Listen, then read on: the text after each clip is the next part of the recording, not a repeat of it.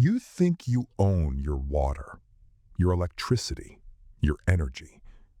But what if I told you you don't own any of it? You're just borrowing it from a world that is quietly running out. Every day, you flip a switch without thinking. You let water run a little longer. You charge devices you don't even need. And somewhere else, someone is counting their last drops.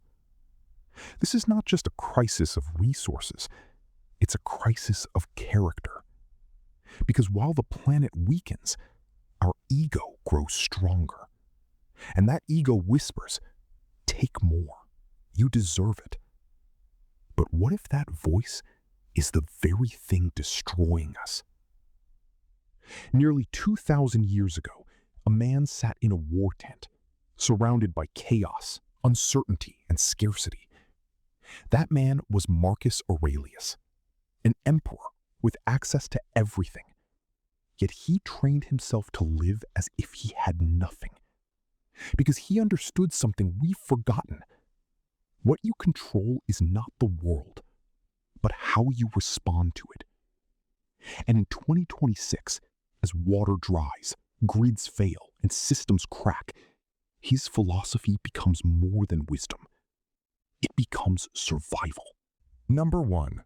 The Stoic reality of 2026. Let's face it, we are no longer living in an age of abundance. We are standing on the edge of limitation. Water shortages, energy instability, climate pressure.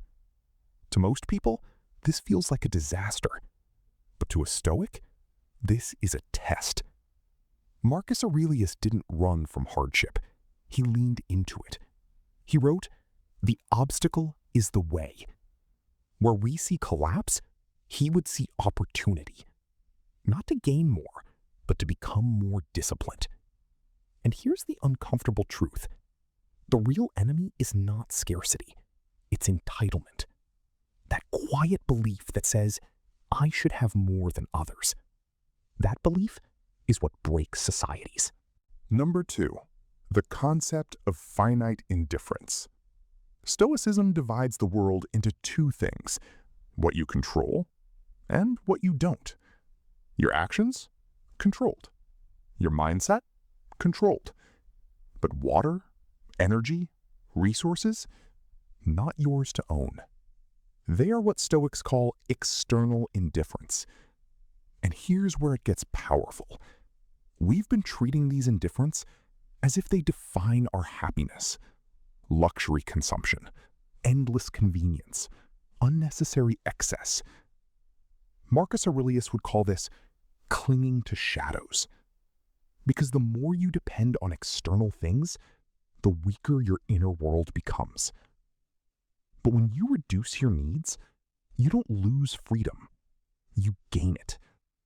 Because now, you are no longer controlled by what you consume. Number 3. Rational stewardship of the commons.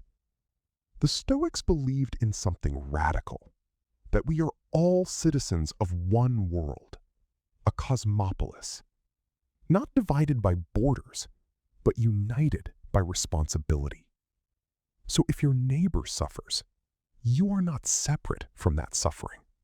You are part of it. In 2026, this idea becomes urgent because energy and water are no longer personal luxuries. They are shared lifelines. Marcus Aurelius would ask, is your consumption aligned with the common good? Not, can I afford this, but should I take this? Imagine if we treated electricity like a sacred trust. If every drop of water carried responsibility, not fear, but respect. Because when resources are shared, selfishness becomes destruction, and discipline becomes survival. Number 4, virtue under constraint. Now comes the real test. What happens when the lights go out? When the power grid fails and the silence hits? Most people panic. They feel anger, anxiety, loss. But a Stoic? They prepare for this moment. Marcus Aurelius practiced something called voluntary discomfort. He would train himself to live with less, so that when hardship came, he was already ready. So what does that look like today? It means learning to sit in the dark without fear, to accept interruptions without frustration, to detach from constant convenience. There are two types of people in scarcity: the profligate user, who hoards, wastes, and reacts with fear, and the virtuous user, who takes only what is necessary and remains calm under pressure. Marcus Aurelius chose simplicity, even as emperor, not because he had to, but because he understood. Power without discipline leads to collapse. And today, we need that leadership again. Number 5, a legacy of collective endurance. This is not just about surviving 2026. It's about what we leave behind, because every choice you make today echoes into the future. When you reduce excess, you're not losing comfort. You're preserving possibility. When you consume less, you're not sacrificing. You're protecting someone else's chance to live. And this is where Stoicism becomes something beautiful. Because when everything unnecessary is stripped away, what remains? Clarity, strength, humanity. Marcus Aurelius believed that we are made for cooperation, that our highest purpose is to serve something greater than ourselves. So maybe the real question isn't how do we survive scarcity, but who do we become because of it?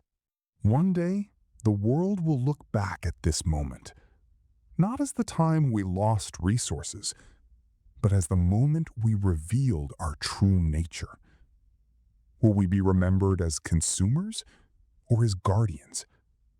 Because the truth is, you don't own the earth. You never did. You are simply passing through it. And what you choose to take or leave behind will define everything.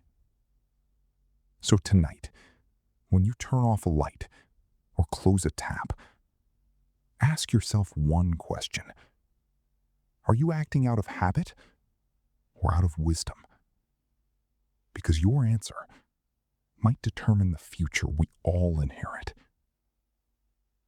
If this message made you pause, even for a moment, then don't keep it to yourself. Share it, because someone else needs to hear this truth. And I want to hear from you. Do you think humanity is capable of choosing discipline over desire? Or are we too late? Write your thoughts in the comments. Let's start a conversation that actually matters. And if you want more content that challenges your thinking and strengthens your mind, subscribe now.